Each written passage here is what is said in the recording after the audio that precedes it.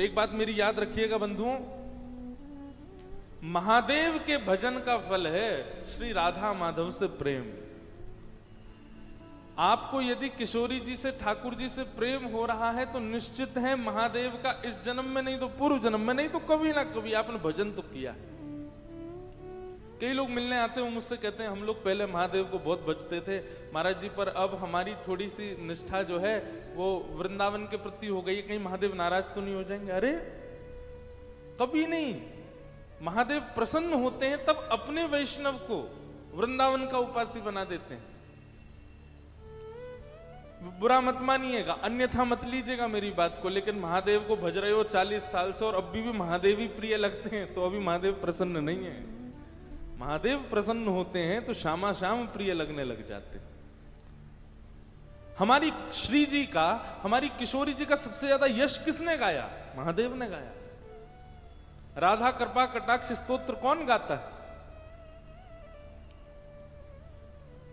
हिमालय की कंदराओं में बैठे महादेव ध्यान कर रहे थे, तभी पार्वती जी आकर के पूछती हैं आप तो महादेव हो, दुनिया के सब तो देव हैं, आप तो महादेव हो, महादेव को किसी की उपासना की इच्छा कैसे हो सकती है, आप किसको भजते हो? तब महादेव उनको राधा कृपा कटाक्ष स्तोत्र सुनाते हैं। बोले पूरा विश्व मेरो ध्यान करे पर मैं तो अपनी श्यामा जी को ध्यान करूं, मैं तो किशोरी जी को ध्यान करूं। सदा श्री राधा रानी का स्मरण करते हैं महादेव। मुझे इतनी प्रसन्नता हुई, अभी जब नासिक में कथा थी तो मैं त्र्यंबकेश्वर गया, प्रथम दिन गया और अंतिम दिन गया, 2 ही दिन, क्योंकि बाहर जाना अलाउ नहीं था मुझे। तो जब मैं त्र्यंबकेश्वर गया तो वहां के सब पुजारी जैसे ही मुझे देखा तो वे सब पता क्या बोले? श्री राधा वल्लभ लाल की। मैं ये सुनते ही बिल्कुल स्तब्ध हो गया। मैंने कहा आपने ऐसा क्यों कहा?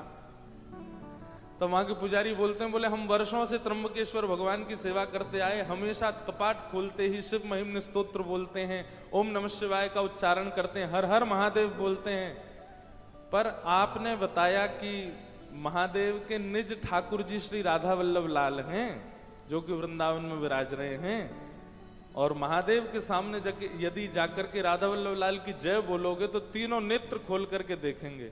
वो तब से हम लोग यही बोलते हैं, श्री राधा वल्लभ लाल की जय।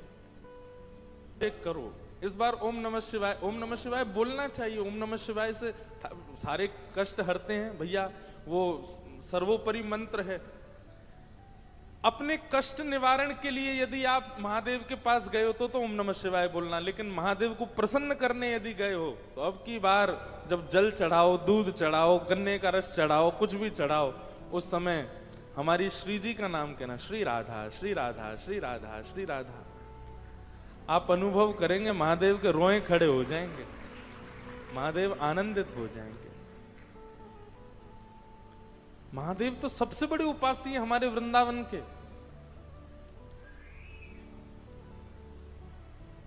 तो श्री हरिराम व्यास जी उन काशी गए, काशी से महादेव ने उनको भेजा, अरे व्यास जी आप अपनी विद्वत्ता से विद्वानों को हरा रहे हो, ये सब छोड़ो, जाओ वृंदावन, वृंदावन जाकर के अपनी विद्वत्ता से वृंदावन यश को गाओ।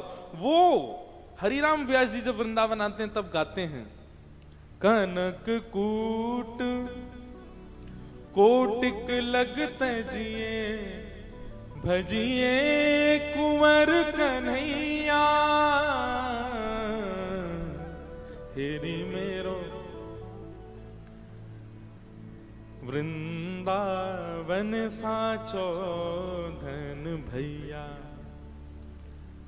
कनक कूट कोटिक लग तजिए, बोले मेरू पर्वत के समान, मेरू पर्वत के समान धन संपत्ति आदि मिलने के बाद भी उनका त्याग कर दो, सब तज हरि भज, सब छोड़ छाड़ करके जब कृष्ण को भजोगे, श्री जी को भजोगे, तब वृंदावन रस समझ में आएगा। वृंदावन रस समझने के लिए संसारी रस को त्यागना तो पड़ेगा। प्रेम नगर की सकरी हैं गलियां, प्रेम नगर की सकरी है गलियां, तामें दो ना समान, मुसाफिर प्रेम नगर मत जा। प्रेम नगर प्रेम नगर कहते हैं हमारे वृंदावन को। कई लोग कहते हैं महाराज जी वृंदावन में बड़ी छोटी छोटी गलियां हैं। क्यों है छोटी छोटी गलियां? तामें दो ना समान। यदि आपके चित्त में प्रेम आ गया वृंदावन के प्रति, तो वृंदावन आपके चित्त में आने से पहले झांक करके देखेगा कि आपके चित्त में कोई और तो नहीं है। यदि कोई भी चित्त में हुआ तो वृंदावन नहीं प्रवेश करेगा। प्रेम नगर मत जा, प्रेम नगर का पंथ कठिन है, प्रेम नगर का पंथ कठिन है, तामें ना चल पाए मुसाफिर प्रेम नगर मत जा। लोग बात कहते हैं महाराज जी आशीर्वाद दो, या फिर दरबार में आके प्रार्थना करते होंगे कि हमें ब्रजवास मिल जाए, हमें वृंदावन वास मिल जाए। माफ कीजिएगा, क्षमा कीजिएगा, जैसे उल्लासनगर में रहते हो, जैसे मुंबई में रहते हो, जैसे पुणे में रहते हो, जैसे पूरी दुनिया में रहते हो, वैसे ही जाकर के वृंदावन रहे तो अपराध करोगे आप वृंदावन में। जैसे सब जगह रहे वैसे ही वृंदावन में रहे, तो फिर वृंदावन क्यों रहे आप? वहीं रहते जहां थे। वृंदावन में रहो तो भैया वृंदावन का रूप अलग है, वृंदावन का स्वरूप अलग है। सुनना चाहेंगे? अच्छा ये जो फॉर्मूला ये हम पे लागू नहीं होता, क्योंकि हम तो ब्रजवासी, हमारा जन्म वृंदावन को है। हम तो चलते फिरते वृंदावन ही है, ब्रजवासी से वृंदावन ही है। ये उन पर लागू है जो वृंदावन आकर के रहना चाहते हैं। भ्रातः तिष्ठ टले टले विटपिनाम ग्रामेषु भिक्षामटः स्वच्छन्दं पिबयामुनं जलमलं चीराणि कंथां कुरु सम्मानं कलयाति घोरगरलं नीचपुमानं क्षुधा श्री राधा मुरली रवो ब्रज सखे वृंदावनम मात्यज। वृंदावन में ज्यादा टिपटॉप बन के नहीं रहना चाहिए। वृंदावन में कैसे रहो? सहज रहो, सरल रहो, सामान्य रहो। आप कहोगे क्यों? अरे इसके पीछे लॉजिक है भैया। सब लोग इधर देखो, ध्यान से सुनो। 2 ही दिन की बात है, आज और कल। परसों से तान दुपट्टा सोते रहना है। सोओगे कब आप लोग? 6 बजे तो कथा ही होती है। ये तो 2 बजे जहां कथा होती वहां हम बोलते हैं कल से सोना। वृंदावन में ज्यादा सज धज के नहीं रहो। क्यों भैया? पहली बात तो वृंदावन में श्रृंगार करवे को अधिकार केवल श्यामा श्याम को है। ब्याह में दुल्हा दुल्हन से ज्यादा सज के अगर चले गए तो बताओ कितनी बुरी बात है। ये अत्याचार किया कि नहीं आपने दुल्हा दुल्हन के साथ? आप इतने बढ़िया बन के गए, सब आपको देख रहे हैं, उनको कोई देख ही नहीं रहा है। अरे ब्याह में दुल्हा से न कम सजो, दुल्हन से न कम सजो, दुल्हन वो लगे, आप नहीं। सही है कि नहीं बात? और कोई इतनी ज्यादा सज धज के चलो जाए ब्याह में, बोले दुल्हन तो सामने पर लग ही रही है। लेकिन वृंदावन में ऐसा नहीं है। वृंदावन में दुल्हन तो हमारी श्यामा जू है। आप जबरदस्ती क्यों ज्यादा श्रृंगार करो? पहली बात तो ये कि वृंदावन में सजवे को अधिकार केवल श्यामा श्याम को है, बाकी सब तो सामान्य रहो। दूसरी बात, वृंदावन में ज्यादा सज धज के रहने की आवश्यकता क्यों नहीं है? बोले भैया इतने सामान्य रहो, इतने सहज रहो कि लाल जी को आप पे दया आ जाए, काउदना वही पकड़ के आपको श्रृंगार कर दें, काउदना वही आपको सजा दें। यहाँ पे तो मैं सजाऊं है, तू बड़ा ऐसा घूमे है, सामान्य सा बनो। और जा दिन शाम सुंदर श्रृंगार करेंगे ना, बाद ना सवरे श्रृंगार फीके है जाएंगे।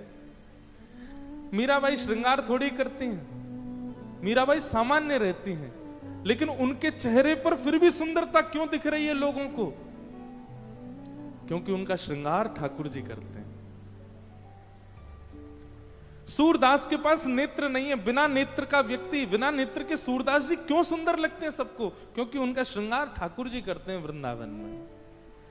श्री हितहरिवंश महाप्रभु, उनके चरित्र में ऐसा वर्णन आता है कि एक बार एक राजा ने उनको देख लिया महाराज, वो व्याकुल ही रहता था कि इनको देखूं, इनको देखूं, इनको देखूं, जबकि कुछ नहीं करते थे, कोई ऐसा लीपापोती नहीं मुख पर। क्यों लगते थे सुंदर? क्योंकि श्याम सुंदर श्रृंगार करते हैं।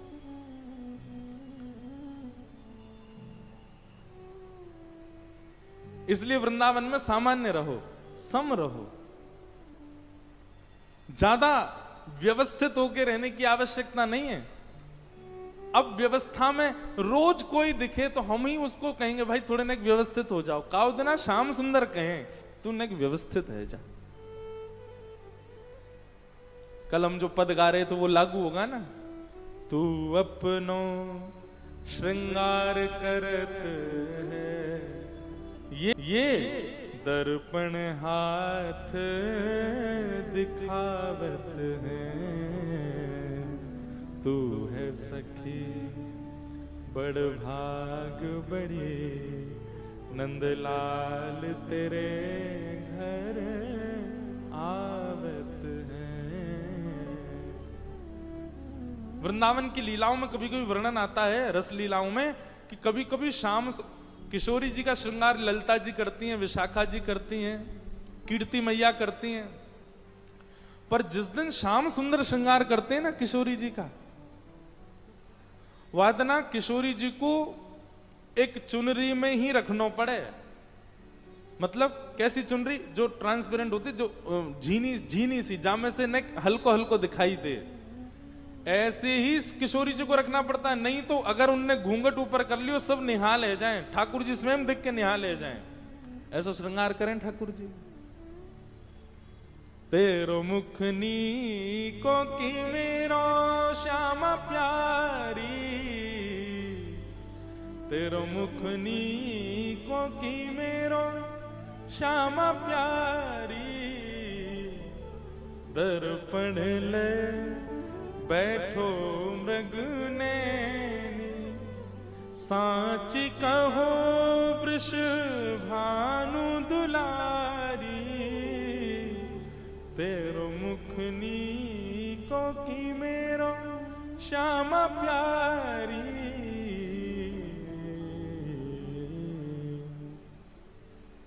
तो वृंदावन में सम रहो, सामान्य रहो। क्यों? दो कारण। प्रथम कारण, तो वहां दुल्हा दुल्हन बैठे, उनको ही सजन दो, तुम काहे को सज रहे हो? और दूसरा कारण कि हमारी सम रूप पर, हमारे सामान्य वेशभूषा पर काउ दिन ठाकुर जी रीझ जाएं, और रीझ करके ठाकुर जी हमारा श्रृंगार कर दें। अच्छा देखो, इसका एक उदाहरण बताएं। महादेव, महादेव से ज्यादा सम और सरल रहने वाला कोई दूसरा देवता नहीं है।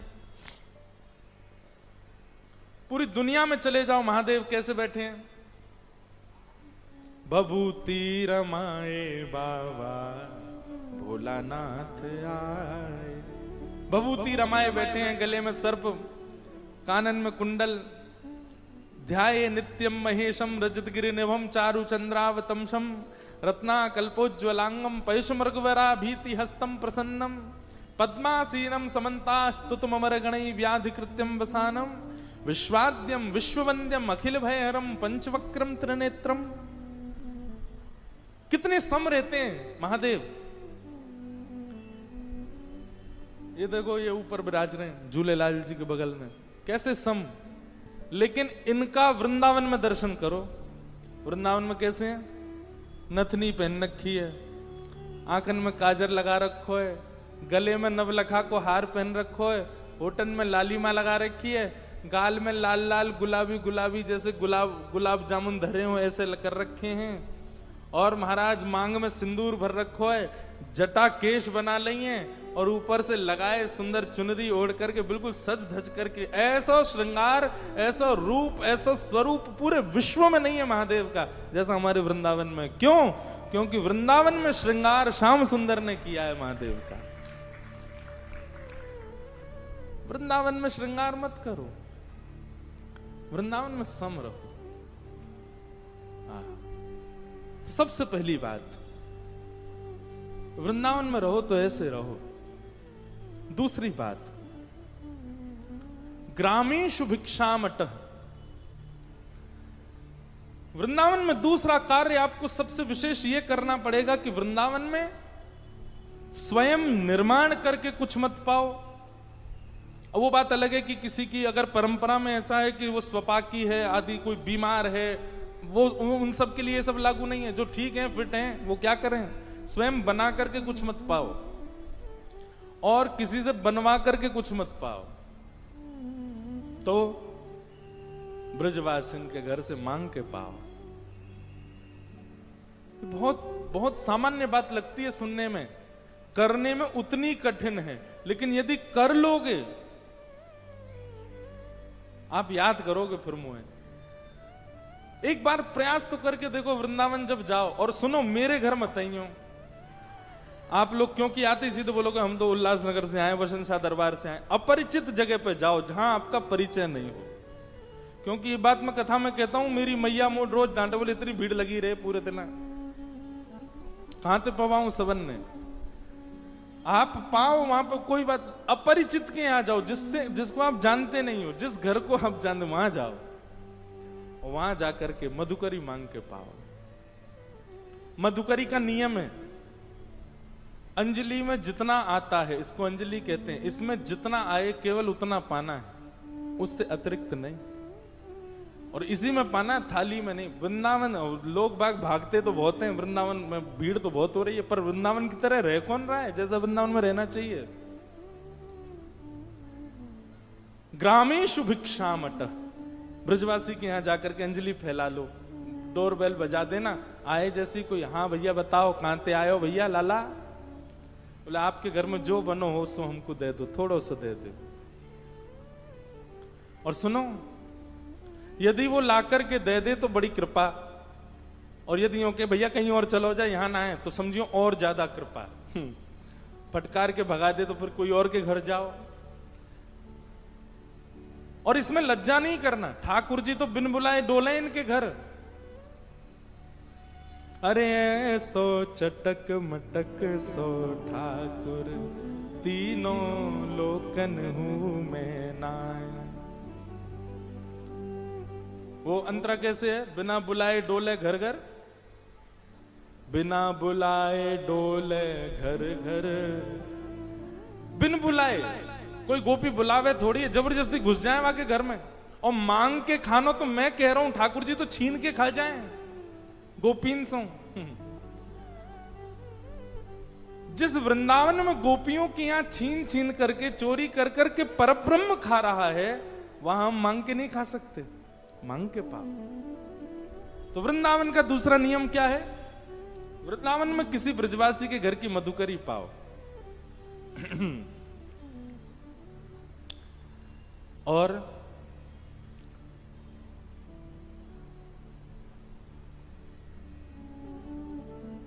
स्वच्छंदम पिबयामुनम जलमलम।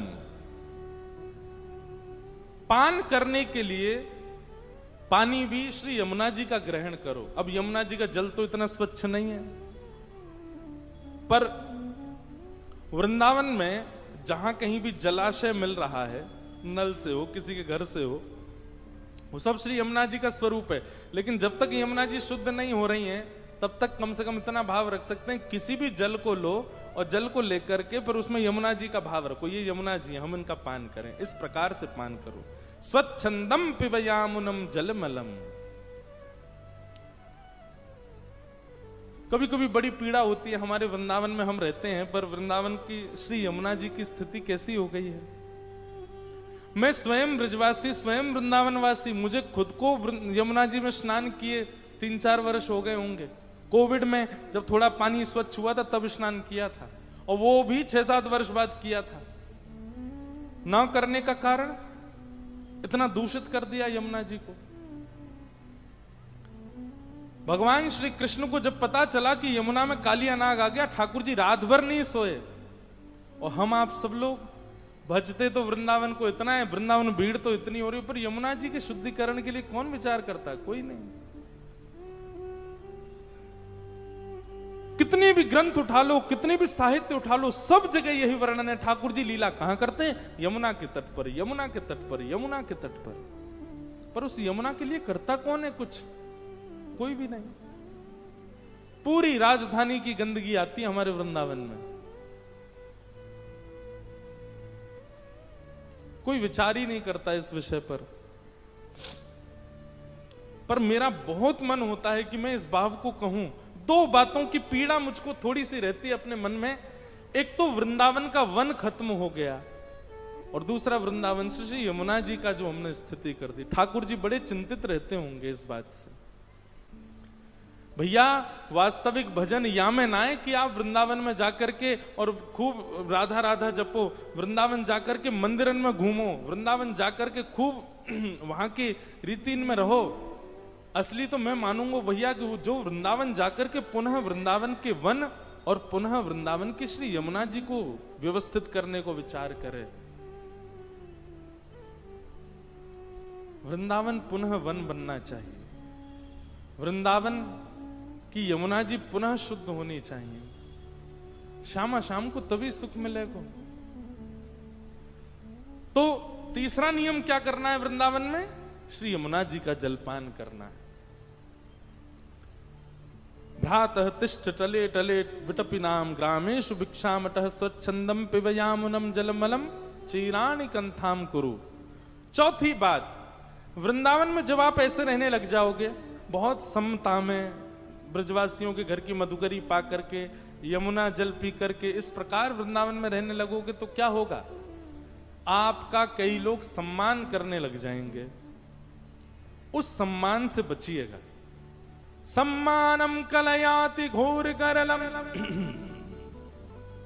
अच्छा, सम्मान होता कब है? सम्मान तब होता है जब आपका गुण किसी को पता चल जाए। बताओ ही मत किसी को। हमको ढिंडोरा क्यों पीटना है कि हम ऐसे वृंदावन में रहते हैं? बताओ ही मत, गोपनीय भाव से करो। सम्मान वृंदावन में सबसे बड़ा विषय है। यदि आपका बहुत सम्मान हो रहा है तो प्रयास